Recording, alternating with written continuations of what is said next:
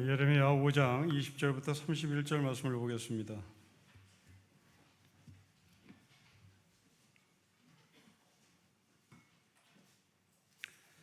(5장 20절부터 31절) 말씀을 한 절씩 기도하겠습니다.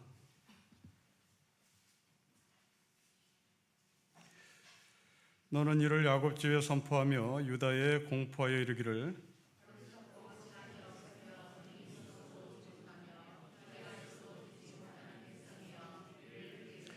여호와의 말씀이라. 너희가 나를 두려워하지 아니하느냐? 내 앞에서 떨지 아니하겠느냐? 내가 모래를 두어 바다의 한계를 삼되 그것으로 영원한 한계를 삼고 지나치지 못하게 하셨으므로 파도가 거세게 일어나 그것을 이기지 못하며 뛰노나 그것을 넘지 못하느니라.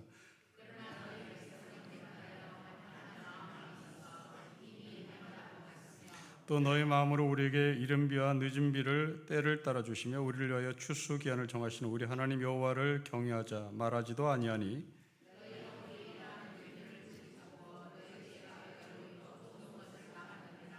내 백성 가운데 악인이 있어서 새 사냥꾼이 매복함같이 지키며 덫을 놓아 사람을 잡으며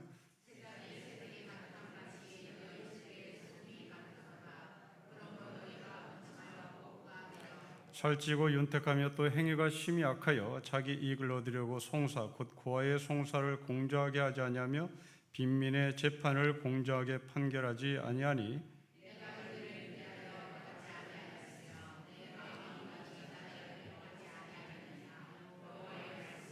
이 땅에 무섭고 놀라운 일이 있도다. 선지자들은 거짓을 예언하며 제사장들은 자기 권력으로 다스리며 내 백성은 그것을 좋게 여기니 마지막에는 너희가 어찌하려느냐. 아멘. 자, 오늘 본문을 관찰해 보십시다. 총 세 부류의 사람이 등장합니다. 20절 그리고 21절부터 25절까지 백성들이 등장하죠. 그리고 두 번째로 25절에 26절에 백성들 가운데 악인이 등장합니다. 그러니까 백성들이 있고 그 백성들 가운데 악인이 있는 셈인 거죠. 세 번째로 31절에 선지자와 제사장들이 나옵니다. 그러니까 정리를 하자면 백성들이 나오고 그 가운데 악인이 있고 또 그 가운데 제사장과 선지자들이 있습니다. 자, 백성들이 누구인지 그리고 그 백성들 가운데 있는 악인은 도대체 누구인지, 그리고 세 번째 제사장과 선지자는 도대체 무슨 잘못을 저질렀는지 하나님은 예레미야 선지자를 통해서 이렇게 통렬하게 징계를 하고 심판하시는지를 좀 들여다보겠습니다. 첫째로 백성들이 누구인지를 묻겠습니다. 여러분 20절 말씀 보십시오. 우리 같이 읽겠습니다. 시작. 너는 이를 야곱 집에 선포하며 유다에 공포하여 이르라고 말합니다. 야곱과 유다가 백성들입니다. 여러분 표현이 좀 이상합니다. 야곱은 이삭의 아들입니다. 그런데 하나님이 이 야곱에게 이스라엘이라는 이름을 주신 적이 있습니다. 야복강에서 하나님과 씨름했던 이 야곱은 하나님부터 이스라엘이라는 이름을 받습니다. 그리고 줄곧 그 이후로부터 다윗은, 솔로몬은 자기네 나라를 이스라엘이라고 선포합니다. 그런데 솔로몬이 죽고 나서 이 이스라엘이 남북으로 분단됩니다. 북쪽으로 대부분의 지파가 따라가죠. 북쪽으로 대부분의 지파가 따라간 사람들은 자기네 나라를 정통성을 살리기 위해서 이스라엘이라고 명명합니다. 그리고 나머지 두 지파가 남쪽에 남았습니다. 그 남쪽에 남은 소수의 지파, 그들을 성경은 유다라고 얘기합니다. 다시 말하면 솔로몬이 죽고 난 다음에 남북으로 분단된 나라, 저 북쪽을 이스라엘, 남쪽을 유다라고 말합니다. 그로부터 계속 이스라엘, 그러면 북이스라엘을 의미했고 그 북이스라엘은 결국 아수르, 아시리아에 망하고 맙니다. 그 아수르의 북이스라엘에 망하고 훗날 또 남유다가 바벨론에 망합니다. 자, 이것이 북이스라엘, 남유다라는 상식적인 표현입니다. 그런데 지금 예레미야 선지자는 그 북이스라엘을 이스라엘이라고 말하지 않고 야곱이라고 말합니다. 그런 남쪽을 그냥 유다라고 표현합니다. 여기는 분명한 이유가 있는 겁니다. 바로 이스라엘은 이름을 지우고 다시 옛 이름 야곱으로 돌아간다는 말입니다. 곧 이 말은 야복강가에서 하나님을 만났던 야곱이 이스라엘 이름을 바꿨음에도 불구하고 다시 옛 야곱으로, 옛 삶으로 돌아간다는 얘기입니다. 여러분, 신약시대에 이런 삶을 산 사람이 있습니다. 디모데 후서에 보면 바울은 자기의 동역자들을 찾고 있습니다. 그 중에 데마라는 사람을 바울이 찾습니다. 그런데 안타깝게도 이 데마라는 사람은 세상을 사랑해서 데살로니가로 갔다라고 기록합니다. 또 디도라는 사람을 찾습니다. 그런데 안타깝게도 이 디도는 달마디아로 갔다고 얘기합니다. 여러분, 달마디아, 뭔가 좀 붉은 냄새가 납니다. 달마대사, 많은 전설이 있는데 이 디도는 예수 그리스도의 공동체를 떠나서 불교의 승려가 됐다고 하는 전설이 있습니다. 세상을 사랑한 나머지 데살로니가로 가버렸던 데마, 그리고 달마대로 갔던 디도. 여러분, 이 사람에 대해서 히브리서에서 하나님은 말씀합니다. 한 번 빛을 받고 하늘의 은사를 맛보고 성령에 참여한 바 되고 하나님의 선한 말씀과 내세의 능력을 맛보고 타락한 자들은 다시 새롭게 할 수 없다. 데마, 디도, 다시 새롭게 할 수 없는, 완전히 버려진 사람이란 얘기입니다. 자, 이 야곱, 유다, 이것을 우리의 삶으로 적용해 보십시오. 우리는 예수를 만나고 나서 하나님께서 우리에게 이름을 붙여주신 이름이 있습니다. 그 이름은 성도입니다. 여러분, 이 성도는 영어로 세인트입니다. 세인트는 베드로, 바울을 그런 사람에게만 붙이는 것이 아닙니다. 성 어거스틴에게만 붙이는 것이 아닙니다. 프란치스코만 붙이는 것이 아닙니다. 테레사 수녀에게만 세인트라고 붙일 수 없습니다. 그것은 캐톨릭의 문화입니다. 캐톨릭은 세인트를 특정한 사람에게 붙입니다. 그러나 성경은 세인트를 특정한 사람에게 붙이지 않습니다. 예수를 만난 하나님의 사람들 모두가 다 세인트라고 말합니다. 여러분들은 세인트입니다. 여러분들은 베드로 사도와 성 바울과 프란치스코와 김대근 신부와 테레사 수녀와 같은 반열에 있는 사람입니다.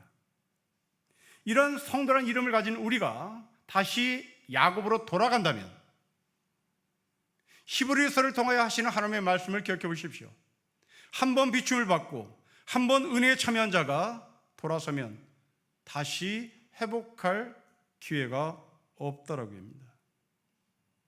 아니나 다를까 이 야곱 그리고 유다, 아수르에 망하고 바벨론에 망하고 페르시아에 망하고 로마에 망하고 2000년 동안 이 이스라엘은 유랑방황하는 겁니다. 이것이 바로 성경의 야곱입니다.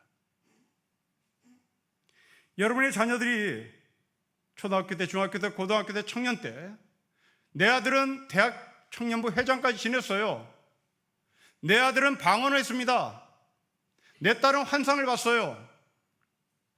그러니 어쩌라고요?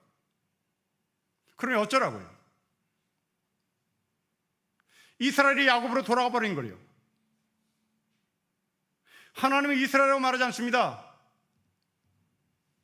성도라고 말하지 않아요. 야복강가에서 하나님과 씨름했던 이스라엘이 아니라 너는 그렇게 이기적이고 사람 등치기 좋아하고 남의 것을 뺏고 싶어하는 야곱일 뿐이다라고 말씀합니다. 내 자녀는 돌아오겠지. 정말 그랬으면 좋겠습니다.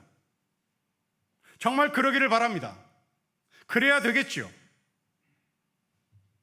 그러나 여러분의 아들, 여러분의 딸들 가운데 야곱일 수 있다. 야곱의 딸, 야곱이라는 아들이 있을 수 있다는 얘기입니다. 절대 돌아올 수 없다. 버려진 카드다. 더 이상 쓸 카드가 되지 못한다는 겁니다. 대체 왜 이런 상황까지 왔을까 우리는 궁금합니다. 그런데 놀랍게도 성경은 그 이유를 우리에게 말씀합니다. 여러분 22절부터 25절 보십시오. 22절부터 25절에 바다가 나옵니다. 그리고 24절에 비가 나옵니다. 하나는 바다, 하나는 비입니다. 공통점은 물인 거죠. 여러분 팔레스타인은 지금 이스라엘과 싸우는 저 가나안 땅, 저 땅은 물이 부족한 땅입니다.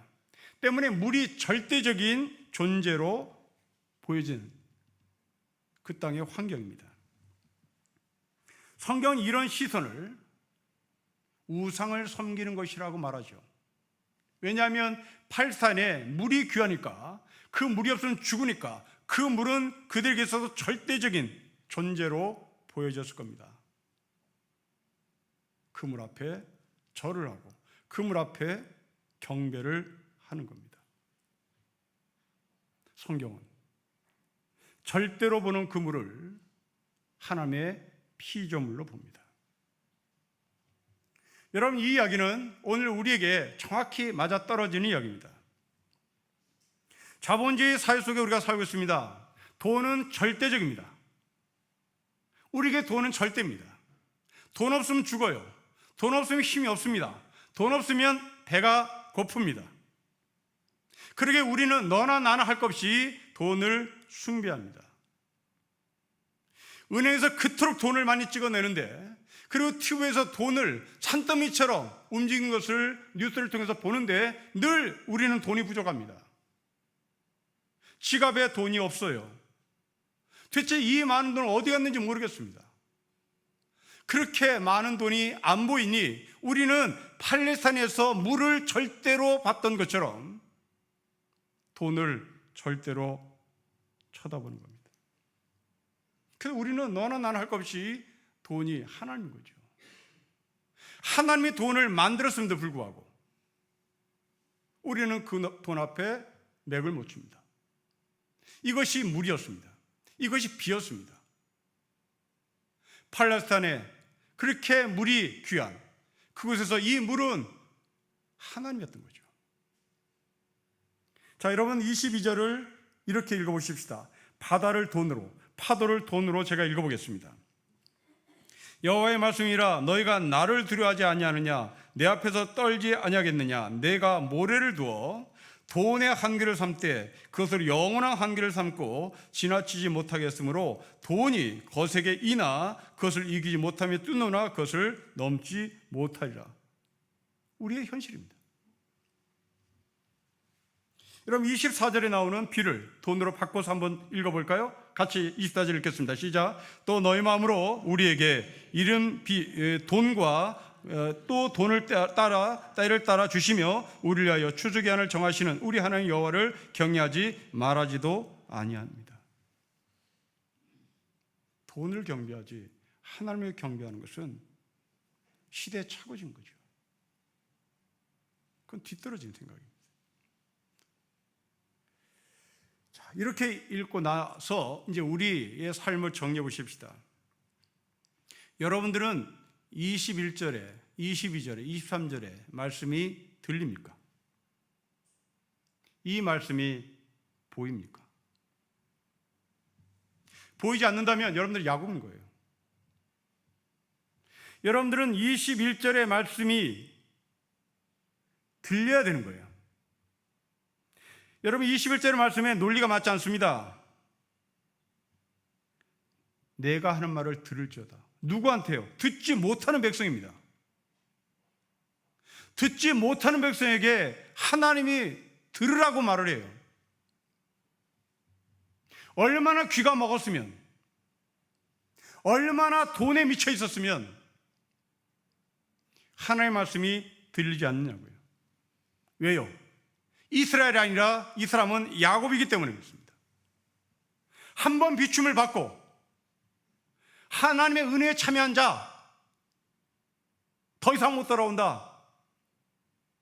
여러분들 이 21절의 말씀이 들리지 않으면 여러분들은 절대 못 돌아오는 야곱이 되는 거죠. 그러면 이 거대한 바닷물 앞에서 우리가 굴복하지 않을 수 있는 힘, 그 힘이 어디서 나온지를 보겠습니다. 여러분 22절에 여기서 나옵니다. 모래입니다. 바다, 파도, 산보다 힘이 더 셉니다. 바다, 콘크리트도 무너뜨릴 수 있습니다. 파도, 후쿠시마 원전을 쓰러뜨렸어요. 그렇게 콘크리트로 겹겹이 쌓던 후쿠시마 원자력 발전소가 맥없이 무너집니다. 타이타닉 배 쓸려 내려갑니다. 당시 영국에서 가장 부자들이 탔던 배들입니다. 가장 부자들이 여행을 하기 위하여 큰 돈을 들여서 티켓팅을 했던 타이타닉호가 파도에 쓸려갑니다. 원전, 돈 벌기 위함이죠. 타이타닉, 돈 벌기 위함이죠. 절대적인 돈을 벌기 위하여 그들은 발전소를 짓고 배를 만들었습니다. 그런데 그 거대한 돈으로 만들었던 원전이 쓸려 내려갑니다. 그런데 모래는 바다를 막아냅니다.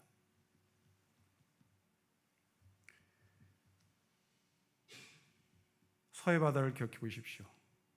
서해 바다는 파도가 육지까지 넘어오는 법 없습니다. 모래가 있기 때문입니다. 모래층이 두텁기 때문입니다. 바다의 힘 앞에서 모래는 대단히 보잘것없는 돌가루에 불과합니다. 그런데 그 보잘것없는 돌가루가 바다의 파도를 막아냅니다. 유진 피터스는 오늘 본문을 이렇게 번역해냅니다. 어찌 나를 높일 줄 모르냐? 어찌 나를 경외할 줄 모른단 말이냐? 내가 해안선을 그어 대양을 나누었고 모래사장의 선을 그어 물이 넘어오지 못하겠다. 물결이 넘실대나 범람하지 못하고 세찬 바다도 이내 무너지고 만다. 모래를 깔아놨더니 세찬 바다가 모래 밖으로 넘어와 마을을 삼키지 못한단 말입니다. 하나님이 힘이 센 바다를 막는 데 동원시킨 하나님의 피조물은 모래였습니다. 모래는 파도를 잠재웁니다. 파도는 모래 앞에서 고분고분해집니다. 사랑하는 성도 여러분, 우리 앞에 파도가 넘칠 때, 우리 앞에 바다가 출렁거릴 때 여러분들은 어떻게 막을 수 있다고 생각하십니까? 주일학교 때 불렀던 복음성가입니다. 돈으로도 막지 못합니다. 힘으로도 막지 못합니다. 오직 믿음입니다. 그런데 이 믿음은 세상 사람이 볼 때 힘이 없는 모래알입니다. 그러나 마지막 힘은 모래알에서 나옵니다. 마지막 능력은 보잘것없는 이 믿음, 보잘것없는 모래알 같은 그 믿음에서 나옵니다. 사람은 강한 것을 막으려 합니다. 하나님은 약한 것으로 강한 것을 막아내십니다. 그래서 바울은 약함이 강함이라고 자랑했던 겁니다. 예수를 만나기 전에 바울은 강함이 강함을 이긴다고 생각했습니다. 그래서 많은 공부를 하면 PhD 학위를 받으면 자기는 세상을 능히 이길 수 있다고 생각했습니다. 그러나 예수 그리스도 앞에서 다메섹에서 예수를 만난 그 바울은 PhD 졸업장은 아무것도 힘이 없었습니다. 강함이 강함으로 이길 줄 알았던 바울에게 있어서 치명타를 받았던 다메섹 도상의 현장이었습니다. 강함은 강함으로 부딪히지 않습니다. 강함은 모리알이 이깁니다. 약함만 보이는 그 믿음이 우리를 살리는 능력임을 고백했으면 좋겠습니다. 여러분들이 갖고 있는 그 돈이 여러분들의 영혼을 살릴 수 없습니다. 여러분들 건강이 천국을 약속하지 못합니다. 세상 사람들이 무시하는 그 믿음이 우리를 천국을 안내하고 영혼을 약속하고 구원의 보증이 되는 것입니다. 이 믿음은 나의 결심이 아닙니다. 이 믿음은 하나님께서 우리에게 주신 은총입니다. 이 은총의 믿음이 우리에게 있어야 되겠습니다. 여러분의 결심의 믿음은 그리 중요하지 않습니다. 여러분의 결심의 믿음은 은혜를 뒤따르지 못합니다. 은혜가 앞섭니다. 하나님의 믿음이 앞섭니다. 그 하나님의 은혜, 하나님의 믿음, 하나님의 열심이 앞섭니다. 그 뒤에 우리가 그들을 따라갈 뿐인 겁니다. 하나님을 끌고 가려고 생각하지 마십시오. 그것은 여러분의 열심입니다. 하나님의 은혜가 앞선다는 사실을 놓치지 마셔야 됩니다. 세상 사람들은 그 하나님이 주신 은혜를 하찮다고 생각합니다. 모래알이라고 생각합니다. 하나님은 그 모래를 통하여 바닷물을 막으시고 파도를 막으시는 분입니다. 백성들은 힘을 숭배하는 사람들이었습니다. 바다를, 파도를, 물을 하나님처럼 여겼던 사람들입니다. 이제 두 번째 사람을 보겠습니다. 여러분 26절 보십시오. 우리 같이 한번 읽겠습니다. 시작. 내 백성 가운데서 악인이 없어서 새 사냥꾼이 매복한 같이 지키며 덫을 놓아 사람을 잡습니다. 20절의 백성들 중에 악인이 있습니다. 그 악인은 대체 누굴까요? 당연히 모래를 북구라는 사람이었겠지요. 어쩌든지 힘을 얻고자 하는 노력하는 사람일 것입니다. 그들을 성경은 악인이라고 얘기합니다. 이 악인은 어떤 사람인지 우리는 궁금합니다. 덫을 놓는 사람이랍니다. 무슨 덫을 놓을까요? 여러분 28절입니다. 악인은 이 사람들입니다. 같이 읽겠습니다. 시작. 살찌고 윤택하여 또 행위가 심히 악하여 자기 이익을 얻으려고 송사 곧 고아의 송사를 공정하게 하지 아니하며 빈민의 재판을 공정하게 판결하지 않는 재판관들입니다. 앞에 백성들은 그냥 이름 모를 시민들입니다. 그 가운데 악인, 지식인들입니다. 소위 먹물들입니다. 학벌이 좋은 사람들입니다. 그러기에 지식인이고 그 지식을 근거로 그 사회의 지도자로 올라섰습니다. 그런데 성경은 이 사람들을 악인이라고 말씀합니다. 이유는 덫을 놓았기 때문입니다. 여러분, 덫을 놓았다는 말은 교묘하다는 얘기입니다. 여러분, 지식인들은 정말 교묘합니다. 저는 지식인 중에 지식인입니다. 더군다나 하나님 말씀까지 알고 있는 지식인입니다. 대단히 교묘하죠. 빠져나갈 길 다 만들어 놨습니다. 모르는 사람은 빠져나가지 못합니다. 모르는 사람은 길이 몇 개 없어요. 그러나 많이 하는 사람, 경우의 수가 한둘이 아닙니다. 길을 만들어내는 재주도 있어요. 이것을 우리는 미꾸라지라고 얘기하죠. 여러분, 블루 칼라들이 미꾸라지 봤습니까? 블루 칼라는 미꾸라지 아닙니다. 대부분의 미꾸라지들은 화이트 칼라들입니다. 박사들이에요. 국회에서 나와서 변론하는 지식인들을 보십시오. 전 정부에서 이렇게 얘기하고 이 정부에서 이렇게 얘기하는 미꾸라지들입니다. 전 정부에 당시 이렇게 얘기했잖아요. 왜 지금 이렇게 얘기해요? 갖다 붙일 말이 많아요. 이게 지식인들입니다. 덫을 놔요. 왜? 자기가 그렇게 해야 돈을 벌기 때문입니다. 여러분 28절 말씀을 다시 보십시오. 이익을 얻으려고, 돈을 벌려고 법전을 미꾸라지로 만들어옵니다. 송사를 법전대로 하지 않아요.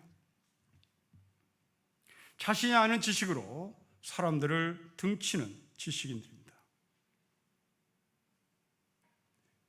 야곱 얼마나 교묘했습니까? 그렇게 교묘하게 사람을 부추깁니다. 어떤 지식인은 통계와 수치로 덫을 깔아놓고 사람들을 유혹합니다. 아마도 여러분들은 통계와 수치라는 덫에 걸린 경험이 있을 겁니다. 주식에 투자하는 사람들. 그 주식에 투자하는 사람들은 대부분 덫에 걸리죠. 통계와 수치를 믿기 때문입니다. 그들이 교묘하게 여러분들의 주머니를 털고 싶어 합니다. 그 결과 여러분들은 주머니가 털리고 여러분 주머니에서 나간 돈들은 그들이 다 가져갑니다. 소위 개미들은 망하고 개미들에게 주식을 소개한 애널리스트들만 배가 부른 거죠. 덫에 걸렸습니다. 그런데 이게 법이에요. 그렇게 우리에게 주식을 소개했던 애널리스트들은 법망을 빠져나갑니다. 책임 안 져요. 여러분 남편일지 모르겠습니다. 아니, 여러분 본인일지 몰라요. 이렇게 지식인들은 자기가 갖고 있는 지식으로 사람의 등을 칩니다. 하나님은 이 사람들을 반드시 기억한다고 얘기합니다. 여러분 29절 보십시오. 같이 읽겠습니다. 시작. 내가 이 일들에 대하여 벌하지 아니하겠으며 내 마음이 이 같은 날에 복하지 않겠느냐? 여호와의 말씀입니다. 한다. 한다. 지식으로 사람을 속이는 거 반드시 손본다. 여러분 그것은 목사에게 있습니다. 하나님은 목사를 반드시 손본다는 거죠. 지식으로 장난치지 맙시다. 국회에 나와서 변론하는 전문인들, 이 정부에서는 이렇게 말하고 저 정부에서는 저렇게 말하는 것을 하나님께서는 반드시 책임을 묻겠다고 말씀하십니다. 언제는 원전이 필요하다고 얘기하고 언제는 원전이 필요 없다고 얘기하는 이 원전 전문가들은 도대체 뭘 배웠다는 얘기입니까? 후쿠시마 오염수가 전 정부에서는 큰일 났다고 얘기하고 지금은 이상 없다고 얘기하는 이 전문가들 도대체 어떤 사람들이란 말입니까? 여기에 피해를 본 사람은 누굽니까? 덫에 걸린 우리들이죠. 이게 지식인들의 장난입니다.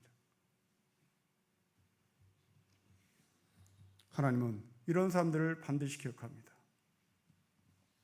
누가복음에 보면 부자와 나사로의 이야기가 나옵니다. 여러분 잘 알고 있죠? 예수님은 이 이야기를 시작하면서 어떤 부자가 있었다고 이야기를 시작합니다. 그런데 이 사람이 죽었다고 말씀하죠. 우리는 이 부자와 나사로의 이야기를 읽으면서 처음부터 이상한 기운을 느껴야 하는 겁니다. 여러분 어떤 사람이 죽었는데 그 사람에 대해서 말하기를 부자였다? 이건 좀 이상한 겁니다. 여러분 누군가가 죽었을 때 여러분 아버지가 돌아가시고 어머니가 돌아가셨을 때 부고장을 날려요.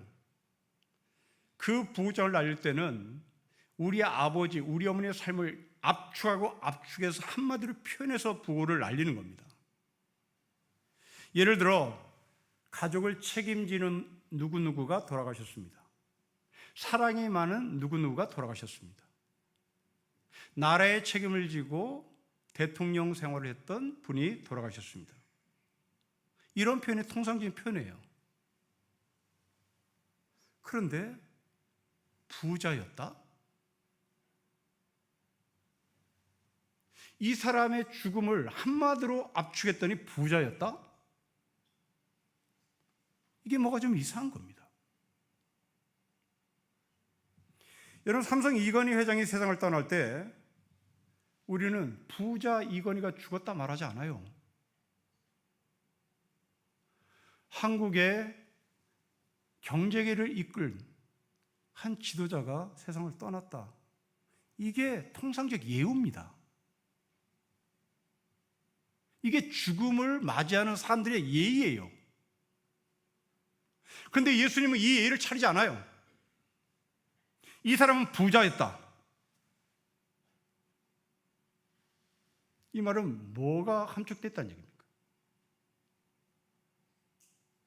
잘 모르겠습니다. 그런데 이어서 예수님은 나사로를 소개합니다. 그 나사로는 부잣집에서 떨어지는 부스러기를 먹고 살았다. 부스러기를 먹고 살았단 말은 무슨 말일까요? 부자가 한 번도 밥을 준 적이 없다 이 말입니다. 이 부자의 눈에는 나사로가 안 들어와요. 이게 악인인 거예요. 이 부자의 안중에는 나사로가 없어요. 그런데 부자는 지옥에 갔습니다. 지옥에 간 이 부자가 거기서 나사로를 봐요. 거기서 나사로를 보며 부자가 아브라함에게 사정사정합니다. 우리 형제들에게 여기에 오지 말라고 제발 좀 전해주세요. 살았을 때는 보이지 않던 나사로를 지옥 가자 천국에 있는 나사로가 보입니다. 여러분 이게 우리 꼴일지 몰라요. 교회에서 안중에도 없는 사람입니다. 그런데 그 사람이 천국 갔어요. 우리가 지옥 갑니다. 지옥에는 우리가 그 사람이 보여요.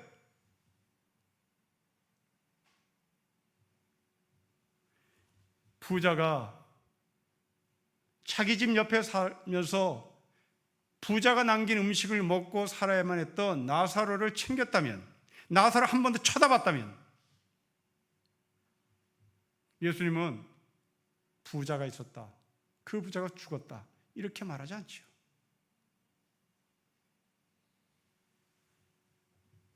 어쩌면 우리도 누가복음에 나오는 부자일 수 없습니다. 부자일 수 있습니다. 우리가 번 돈이 나사로를 외면하고 번 돈이라면 우리는 그 돈을 번 방법이 덫을 놓아서 벌었을 수 있을 것입니다. 그 덫에 걸린 사람들을 비아냥거렸을지 모르겠습니다. 헛똑똑이들, 멍충이들.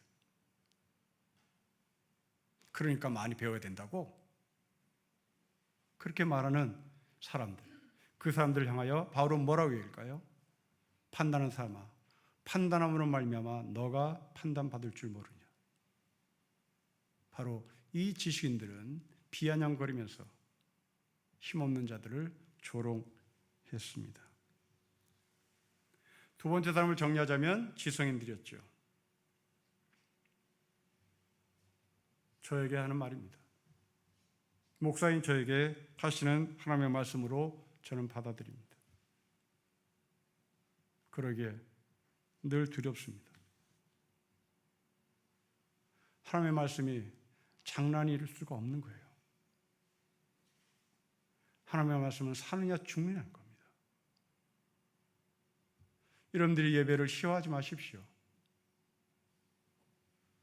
예배를 공연 자원으로 만들어서 안 됩니다.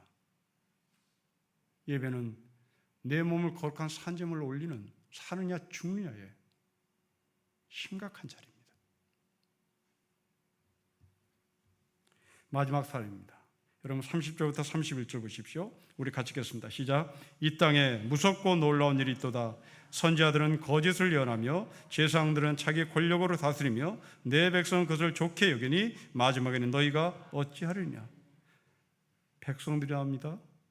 덫을 놓은 지식인들이 나옵니다. 이제 세 번째로 종교 지도자들이 나옵니다.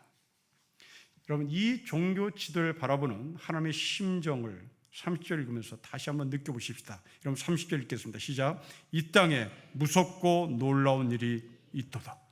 이 땅에 무섭고 놀라운 일이 있다. 왜요? 선지자들 때문에. 왜요? 제사장들 때문에. 이 땅에 무서운 일이 벌어졌다. 왜요? 목사 때문에.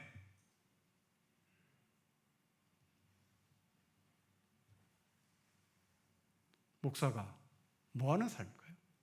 제사장과 선지자는 뭐 하는 사람입니까? 백성들을 꾸짖어야죠. 첫 번째 사람들을 꾸짖어야죠. 야곱아, 야곱아, 니들은 이스라엘이다, 이스라엘이라, 이스라엘로 와야 한다라고 꾸짖어야 되는 거죠. 두 번째로 그 백성들 사이에 덫을 놓은 지식인들을 꾸짖어야 되는 거죠. 그런데 안 했어요. 안 했어요. 저는 요즘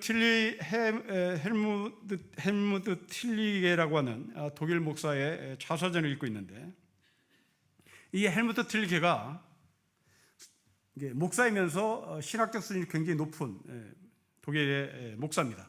근데 이제 최근에 이 사람이 많은 신학자들이 신학자 부류 안에 이제 넣고 있는데, 근데 설교자라고 보면 됩니다. 목사라고 보면 되는데, 이 사람이 자기 자서전에 설교자란 어떤 사람인가에 대한 글을 써요. 그 글을 제가 그대로 읽어볼게요. 대단히 충격입니다. 설교자는 언제나 회중 가운데 단 한 사람만을 겨냥해야 한다. 말씀은 살아있어 사람의 폐부를 건드리고 마음을 뒤흔들어 주께로 돌아가게 하는 힘이 있기 때문에 설교는 대중 강연과 같아서는 안 된다.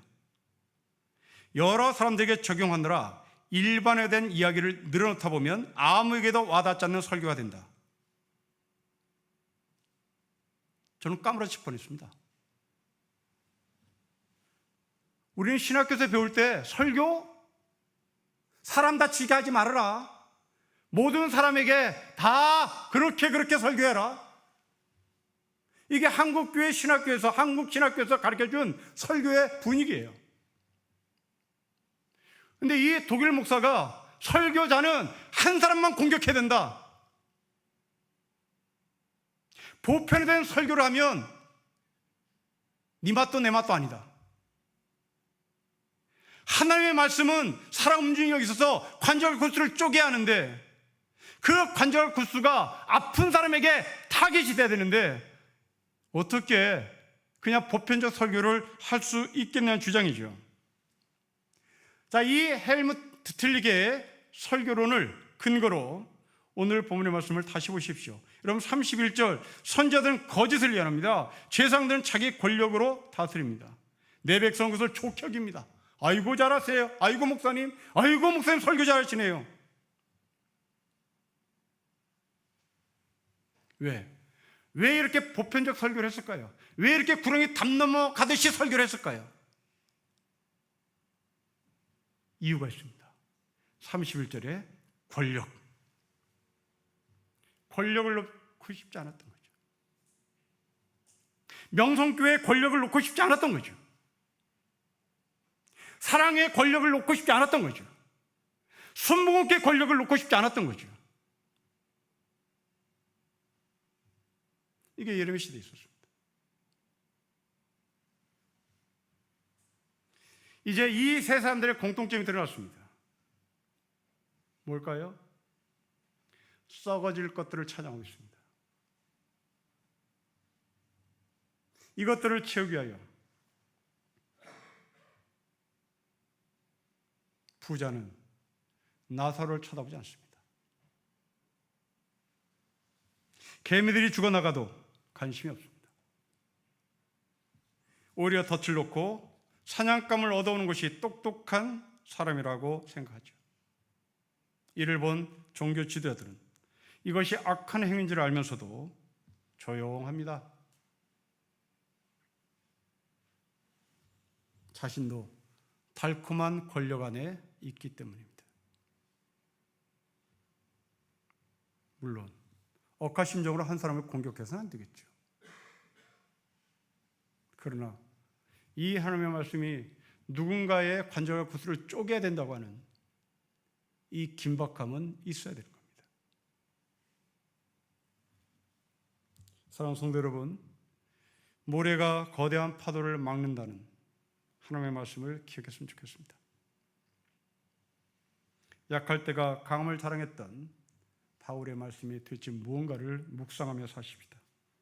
십자가는 멸망하는 사람들에게 부끄럽지만 영생을 맛본 자는 십자가를 자랑하게 되어 있습니다. 십자가를 자랑하는 성도, 잘난 것은 없지만 파도를 막아내는 모래 같은 믿음의 사람이 되시기를 주 이름으로 축복합니다. 기도하겠습니다. 하나님 아버지, 백성이 거대한 바다를 좋아합니다. 그리고 그것을 또 뜯어먹고자 지식인들이 덫을 놓았습니다. 이것을 보고 틀렸다고 알면서도 하나님의 이름으로 덮어두는 제사장들을 보았습니다. 이 세 가지 부류 가운데 내가 어디에 속했는지를 보게 해주십시오. 하나님께서 선을 거는 모래, 바로 그것이 세상을 이길 힘인 것을 저희가 다시 한번 고백하며 세상 사람들이 알아주지 않는 모래 같은 믿음으로 말미암아 넉넉히 승리해 나가는 하늘의 백성의 삶이 되게 해주십시오. 주 예수 그리스도의 이름으로 기도합니다. 아멘.